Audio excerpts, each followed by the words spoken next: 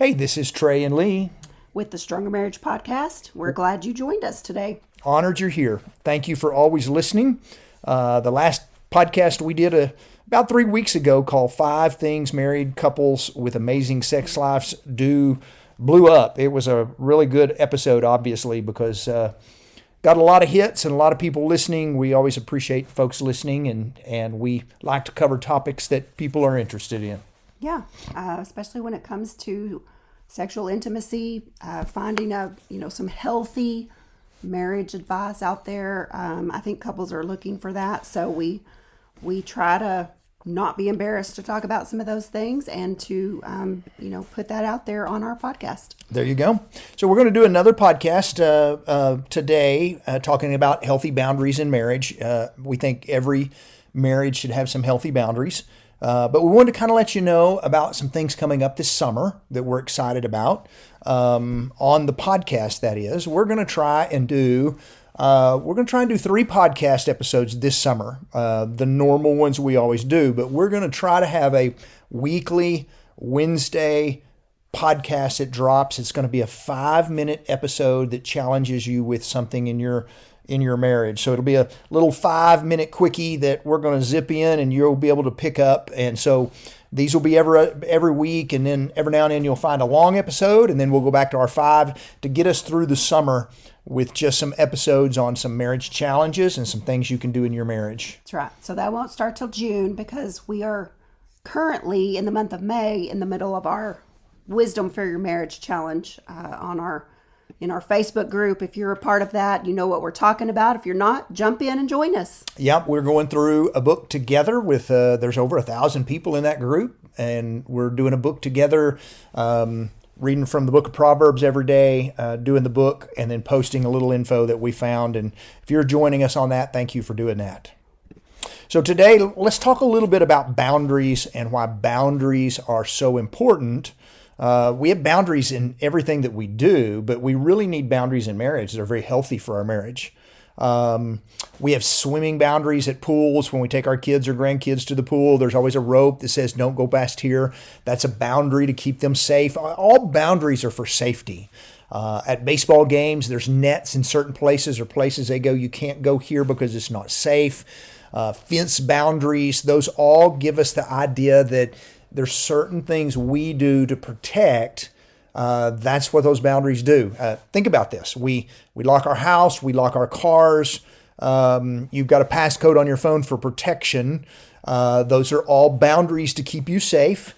And at the same time, we give our kids rules and boundaries on things like phones and internet to take care of them. Those are just smart things to do. And so we need things like that in our marriage as well. That's right. You can talk about car seats and what a pain they are to have to take the time to put kids in car seats. But we do that because we love them. We want to keep them safe. It's for protection. And so that's why we have all these boundaries in our marriage, is to protect it. It's to keep our marriage safe from harm. So boundaries are the lock and key to every healthy marriage. Yeah, so we want to share with you some of the boundaries in our marriages, or our marriage, and some of the boundaries we think are very healthy boundaries you need to have in your marriage. And so we'll go through these. Some may be more important to you than others. Hopefully we'll challenge you on some of these and see if there's some areas maybe where you need to have a little bit bigger boundaries in there. But let's start the first one with, there needs to be some boundaries in secrets. Mm-hmm. Yeah, there's really never a good reason to keep a secret from your spouse. We got to always say, unless of course it's, you're planning a surprise party, you've bought them a gift, you're trying to keep that a secret from them. That's totally fine, right? That's a whole different kind of secret. But you don't want to keep secrets as far as, your finances, your spending. That needs to be a mutual, open and honest area in your marriage. You don't need to ever keep secrets about where you are and who you're with. Or who you've been with. Exactly. And where you've been and what you got going on. Yeah, just don't keep secrets from your spouse. Marriage is about openness and honesty, and the healthiest marriages keep no secrets. Yeah. At the same time, when we're talking about secrets, you don't keep secrets from your spouse, but you do keep secrets that are your spouse's secrets, meaning you don't go blab your secrets in your marriage to your family, to your friends, to whomever it is, your girlfriends, your buddies. You keep your spouse's secrets. And somebody made a comment on a post we did yesterday. I was talking about intimacy in marriage and how close and intimate people are, that you have your own little secrets in marriage. You're kind of like a club of two.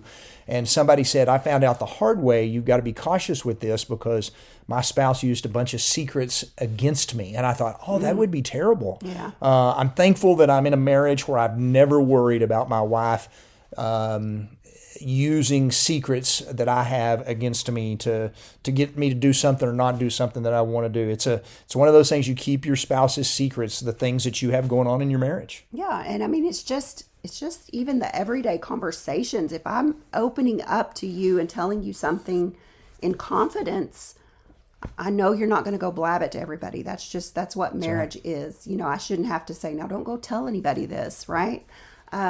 Marriage is it's a place where you can be yourself and you can share things that you need to share and know that it's going to stay right there in the walls of your home.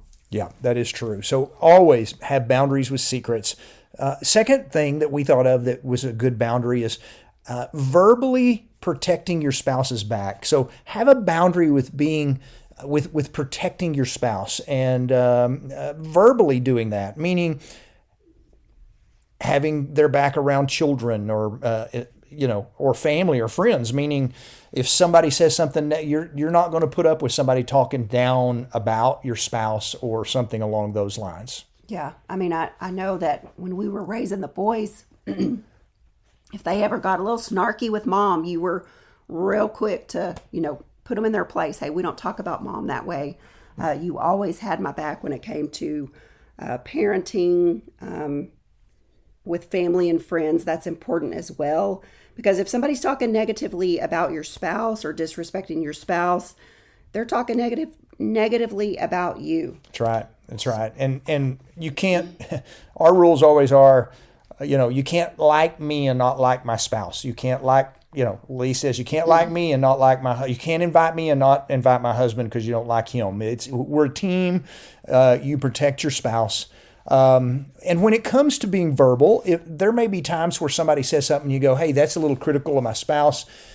And maybe you think maybe that should have been said. If you feel the need to be critical of your spouse, we want to remind you, always criticize in private, not in public.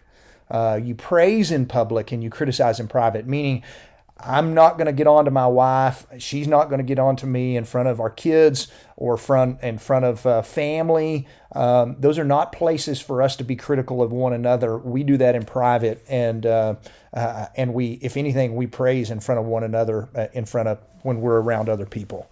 So be very cautious about that. Yeah. Next one, or you got more Sure. on that? No, that'd be good. We will circle back around to this a little bit. When we talk about in-laws, because we're gonna have boundaries with in-laws here in a minute. So we'll talk about protecting your spouse's back with in-laws later down the road. Yeah. So parents and in-laws, both of them will fall in that category. So now here's a big one, and this is really important, and this is highly debatable, but have boundaries with friends of the opposite sex. And of course, we know, yes, you should have some boundaries with friends of the same sex too. But what we're saying is, don't have secret friendships. You shouldn't have friendship with someone of the opposite sex that your spouse doesn't know about. Y'all shouldn't have secret conversations that you would not be comfortable if your spouse heard you having those conversations. Mm-hmm. Don't have secret friendships. In fact, be very cautious with friendships of the opposite sex, period. In fact, the only people that I'm friends with of the opposite sex are the people that are Lee's friends as well, and vice versa. The same role reverses around to her as well. Yeah, you may send a text message you think is totally innocent, and it, maybe it is totally innocent in the beginning, but those totally innocent text messages can lead to emotional affairs. It happens over and over and over. Actually, there's a statistic that says 93% of affairs begin with a simple friendship. And often it's a close friend. So you've got to be careful with that. Even with mutual, if you're both friends with that person, you've still got to be extremely cautious. Let me throw something out here on that. Don't ever send a text message to someone that you wouldn't want your spouse to see or know about. Don't ever send a message on social media that you would go, ooh, I don't. If it's inappropriate, if it's something that you don't want your spouse to know about, then it's inappropriate and you shouldn't send that text message. And if you need to send a message to that person for some reason, make it a group text. Go ahead and throw your spouse in there. And that way, you just avoid all of the temptations for anything else to come out of that. One of the big red flags in this is if you find yourself hiding details of your communication or maybe time you've spent with someone that's not your spouse. If you're hiding things like that, those details from your spouse, that's a red flag. You've crossed the bound. You've crossed the boundaries, and you need to stop that. And so don't hide text messages. Don't keep friendships secret between the two of you. Another one is locking your spouse out of your phone. That's a big no-no. We know each other's passwords. If my phone is sitting out, he is more than welcome to pick it up and use it for whatever he needs. And I'm not going to be worried about anything he might see on there. So don't, if you're locking your spouse out of your phone, that's a red flag. So in my books it is, because I'm thinking you're doing something you shouldn't be doing, because why would you care about locking your spouse out of your phone? Yes. Another one is and we're still talking about boundaries of the opposite sex, but don't be friends with anyone that your spouse is uncomfortable with. And that means sometimes your spouse may be able to see something you don't. And if they say, I'm a little uncomfortable with this friendship, you listen to them. The worst thing you can do is go, you're making a big deal out of this, or, hey, we're just friends. But we could be talking about an old ex-boyfriend or girlfriend. We could just be talking about, somebody you dated, maybe your ex period, an ex-wife or an ex-husband. But if there's somebody that your spouse is uncomfortable with, listen to what they're saying. That is a very healthy thing to do. Mm-hmm. Yeah, sometimes your spouse can see things that you just can't. So there's accountability in that. Yeah, there is. So the next one is boundaries with social media. Yeah, and that's important too. Now, we talk kind of cell phones there, but let's talk a few things about social media as well. And this could be Facebook, Instagram, Snapchat, TikTok, and we're kind of, honestly, we're on all of these things. You can use these things for good. You can use these things for bad. But there ought to be some rules on how to handle social media and boundaries in your marriage.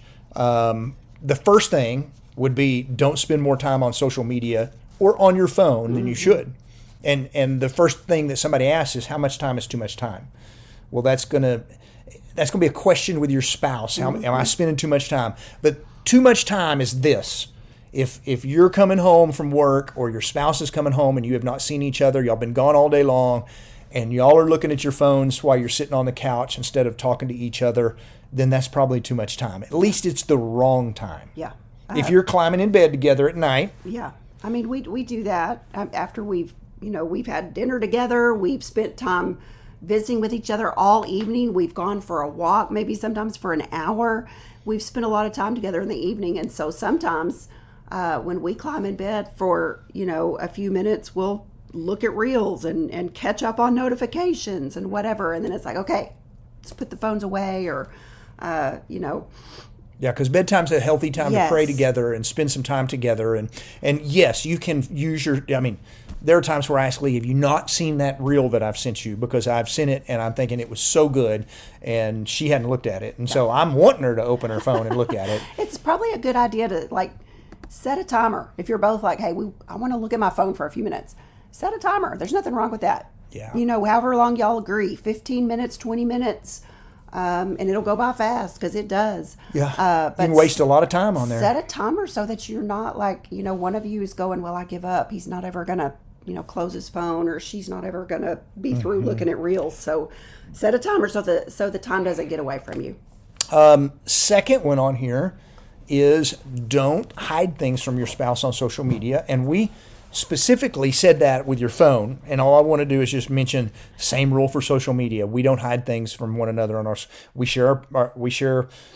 She's welcome to look at anything on my social media that she wants to. Yeah. and following in that, we actually share our passwords. Yes, on every social media platform. Lee's got access to all my passwords. We keep them in a note on our phone, locked, and Lee's got access and I got access, and we share it. So if she wants to sign in as me on Instagram and look at I don't care. It doesn't bother me a drop. And so, yeah, it's just healthy. Share those passwords with your spouse. It just shows I've got nothing to hide. Same true. We mentioned this earlier, but we'll say it also on social media.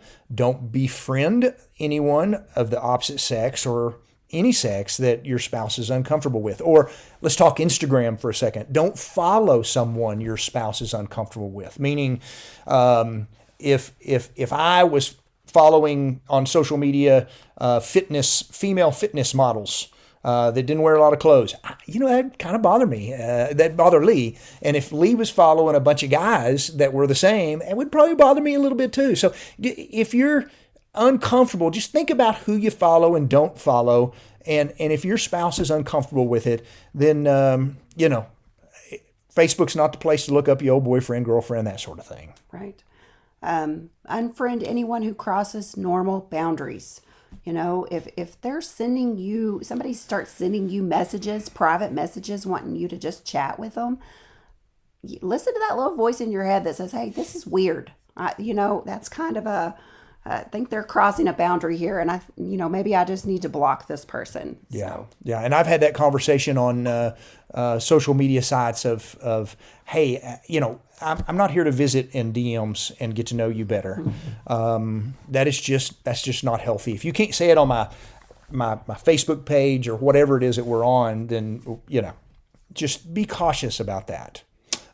We love watching people post pictures of you and your spouse on social media, meaning I think personally you ought to be able to go to your site and see that you're a married person. If you are married, that you can look and go, either they have a profile picture that's together of him and her, or maybe you've posted a picture of you and your spouse here recently. But if you spend a lot of time searching through your social media page and you can't find any evidence that you are married, then you may not be doing something right. Post some pictures. I think that's a great way to let folks know I am married. Yeah, and I think probably 95% of our profile pictures on any social media platform is the two of us together. Yeah, you and I both do that. Now we have our separate accounts, meaning she has hers, I have mine, but we have our one another's picture in there. Yeah. Another one. Don't be afraid to proclaim your love for your spouse on social media. So this is, just saying really nice, flowery things about your spouse, how awesome they are, so that everybody else can read that, and nobody's gonna wonder, hey, I wonder if they really like their spouse. There's going to be no doubt in anybody's mind if you're, saying really nice things about your spouse on your social media. Yeah, that is true. Another rule for social media: don't use your status or even a comment to complain about your spouse. Somebody makes a post about flowers, and don't write on there, my husband never sends me flowers. Don't throw negative comments out on social media about your spouse. And I've had people that their spouse isn't on social media, and so they think, hey, I can just blast all I want to, and they'll never know. It's like, no, why would you even want to do that? Yeah. Don't use your status or social media to complain about things. Yeah. That and then doesn't always make anything better. Yeah. Lastly, on the social media part is always think before you type or even like something on social media, Instagram, meaning make sure a comment you post doesn't come across as flirty or suggestive. Don't like a picture of someone that is maybe dressed with inappropriate. I'm just trying to come up with this off the top of my head. I would not like a picture of a woman in a bikini that is not my wife, because I don't want people to look at that and go, well, obviously Trey thinks this woman looks really, really nice or something. So yeah, don't do stuff like that. That just makes sense. So be cautious. Have some boundaries on your social media that you need to have. Yeah. So, all right, let's move on to number 5, which is boundaries with communication. So The first thing we want to talk about here is fighting fair. You know, we all have disagreements. They're going to happen, even in the best of marriages. But we have to learn how to fight fair. So, yeah, focus on the specific problem. Remind yourself you're on the same team. My job is not to win the argument, but to figure out how can we get this settled? How can we figure out how to make this work? Always be respectful. And that's hard. There's been times in our past where we haven't done very well at this. We got snarky with one another, but no matter how much it hurts, I'm going to be respectful to my spouse and not be unkind. Always treat your spouse with respect, even during disagreements. There should never be a time for name calling, derogatory remarks. These are things that can really damage both your trust and your intimacy in your marriage. Yeah. And stick to the issue that you're actually talking about. Don't start bringing up stuff from the past. Did you say that already? No, but that's a really good point. Yeah, well, you remember back in 1990, you did this. Well, you always and you never, those are always the things that you don't want to say. So yeah, just remember that you're on the same team. Avoid any regretful words. Don't say anything during an argument that you're going to regret later. Sometimes when we're angry, we can let hurtful words slip out. And that's, it's really hard to take words back once they're said. Yeah. Even if you just really think, man, I really didn't mean that. I didn't want to hurt them, but I was just angry at the time. You can't take it back. They were said. And so watch your anger, watch your tone of voice even. You can even say, would you forgive me? And they say, yes, I forgive you for what you said. But they still remember. They're not. It's still there. It. Mm-hmm. It doesn't mean they're holding it against you, but it's hard to forget something when somebody has really, really said something very mean or derogatory. Mm-hmm. So just remember that. Watch your tone and remember the goal is resolution, not victory. How can we fix this? Yeah. So another boundary in our marriage that I think every marriage needs is boundaries when it comes to time and priorities. Mm-hmm. That means we need to make time together and be intentional with that. Meaning, just like you set aside time for a kid's games at soccer or whatever it is, you need to make sure, have I spent time with my spouse this week? Have I spent time talking to my spouse today? And then guard that time, because if you're not careful, you'll look and you'll go, we have one night this week that's free, and you're sitting there going, well, that can be some time that my wife or my husband and I can spend some time together. And the first time something comes up, you go, well, I guess we're not doing anything on Thursday night. That's our only free night. And then there goes your time with your spouse. Guard that. Mm-hmm. Guard that. That's really important. Yeah, and prioritize date nights. You hear us talk about this all the time, and we'll continue to, because it's just important to spend time together. Doesn't have to be a fancy date. It just means spend some time together. If you need to go grocery shopping, make it a date. Do it together. But just make time together, guard it, and spend some time doing some fun stuff together. So we have been doing date nights, and I've loved it. We don't have the next one planned. We need to put it on the calendar. We've been looking at our calendar and looking ahead and going, in about 2 weeks on a Thursday evening, we don't have anything, and we write date night on it, and we'll just guard that day. And then I've been planning a date, and then Lee's been planning a date, which I think's fun. And what I've been trying to do is, when it's my turn to pick the date night, I try to pick something that I think she would enjoy. So one day we went and got coffee and went to thrift stores and antique stores and kind of did some things. I thought, that's Lee's thing. She would love to do that. Yeah. And it was a lot of fun. I enjoyed it, even though it wasn't my thing. Getting to look at old stuff that reminded me of my childhood was fun. Still had fun. And so then when it was my turn to plan the date, I dressed up for him, which he likes, wore a dress and some heels, and we went and had some steak. So, how can, How do you not love a wife in dress and heels and meat eating steak out? Yeah. That is pretty delish. And so she spoke all of my love languages on that night, and I'm ready to have that date night again. So yeah, that was a lot of fun. And so here in a couple of weeks, we're going to do it again, and we'll find something fun to do together. And so protect that time. Find time to spend time with your family. So don't let television be a thief when it comes to time together, time with your family. Sit down at the dinner table together. But yeah, just have some boundaries with your time. let's talk about this last one. We'll end with this one. Let's talk about some boundaries with both your family and your in-laws. Okay. So this would be as if your parents are still alive, or your spouse's parents. I want to remind you that when you got married, the Bible talks about in Genesis 2, verse 24, for this reason a man shall leave his mother and father and be united with their wife. You create a new family. And when you are married, your new family trumps your old family, meaning it should get priority. It doesn't mean you're neglecting your old family. It doesn't mean you don't see your old family. It just means the new family has priority. And whether you're the kid, or what I'm trying to say is, you may be the in-laws.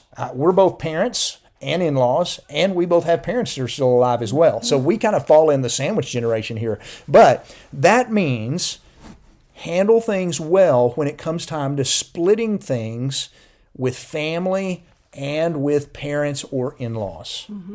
Yeah. Excuse me. Figure out holidays up front if you can.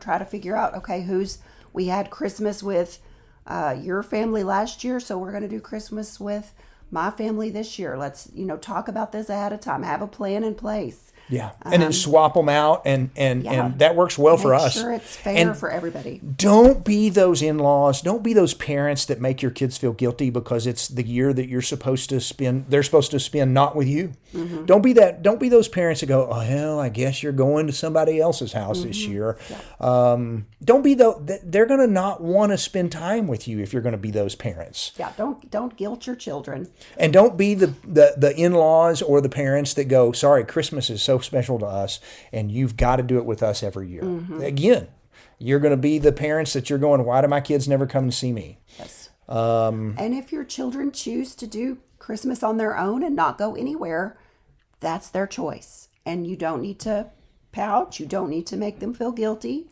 That's right. Maybe you can figure out a different time other than Christmas Day to spend with them. And, just there's got to be compromise when it comes to family and in-laws. I think it's all about compromise. Yeah.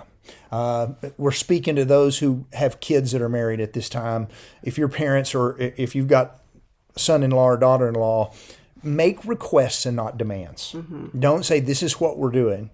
You say things like, would it be okay? Or, for example, this past Sunday was Mother's Day, and Lee said, hey, to a couple of daughter-in-laws, hey, y'all are more than welcome to, y'all want to spend Mother's Day with your mamas, y'all do that. Y'all are not obligated. We're going to go eat, and y'all come eat with us if you want to. But if you want to go spend time with your moms, more power to you. You're not going to hurt our feelings at all. Exactly. And so don't be the ones that make requests or demands. Just be cautious about that. Also, can we just say real quick about parents? You're past, if your kids are married, you're past the point of getting to tell your kids what they should do. Now, you can make recommendations. You can make some little suggestions. Keep those to a minimum unless they ask That's you for exactly it. right. Don't do that very often, because if you're telling your kids how to raise their kids, your grandkids, and if you're always telling your kids how they should be doing everything, you're going to look up and kind of go, I don't know why my kids don't want to spend time with me. They are flying on their own, and you can be a mentor in their world, but you no longer have the ability, the right to say, this is how you should be doing it. Because if you want to spend time with your grandkids, that is. When your kids get married, you decide in advance that you're going to be the most drama-free, loving, supportive in-laws on the planet. And you will bless your kids' marriage if they feel that way. Yeah. Agree. Yeah. Did we cover everything? I think we did. Wow, that was a quick stop there. Okay. So just do a good job on that last one at having some boundaries in your family and with your in-laws and everything else. We're not telling you to ignore them. We're pop-ins. We didn't talk about pop-ins. We didn't talk about pop-ins. Be careful with pop-ins. Yeah, what does that mean? If you're the grandparents and you're wanting to see your grandkids, don't pop in. Just tell them you're coming. Say, hey, is we'd like to come by in 15 minutes. We're out running errands. Can we just come by and, and just see the kids for 30 minutes or something? If they say this is a great time, awesome. If they say, well, we just sat down to dinner, this really isn't the best time, then respect that. Yeah. And say, okay, we'll catch you another time. Yeah.